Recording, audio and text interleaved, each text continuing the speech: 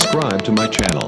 வணக்கம். இன்னைக்கு அபி டிவி லைவ்ல நம்ம பார்க்க போறது நெல்லை சட்டமன்ற உறுப்பினர் நயினார் நாகேந்திரன் அவர்களின் தொகுதி மேம்பாட்டு நிதியிலிருந்து கட்டப்பட்ட புதிய நியாய விலைக் கடையை இன்று பொதுமக்களின் பயன்பாட்டிற்காக பாரதிய ஜனதா கட்சியின் மாநில தலைவரும் நெல்லை சட்டமன்ற உறுப்பினருமான நயினார் நாகேந்திரன் அவர்கள் திறந்து வைத்து பொதுமக்களுக்கு பொருட்களை வழங்கினார். அந்த வீடியோவை நம்ம பார்த்துட்டு இருக்கிறோம். நெல்லை சட்டமன்ற உறுப்பினர் தொகுதி மேம்பாட்டு நிதியிலிருந்து உடையார்பட்டியில் சுமார் 12.5 லட்சம் ரூபாய் மதிப்பீட்டில் கட்டப்பட்ட நியாய விலைக் கடை திறப்பு விழா வெகு விமர்சையாக நடைபெற்றது.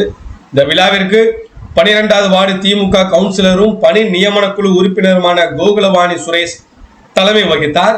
பாரதிய ஜனதா கட்சியின் மாநில தலைவரும் நெல்லை சட்டமன்ற உறுப்பினருமான நயினார் நாகேந்திரன் அவர்கள் சிறப்பு விருந்தினராக கலந்து கொண்டு நியாய விலைக் கடையை ரிப்பன் வெட்டி குத்துவிளக்கு ஏற்றி துவக்கி வைத்தார்.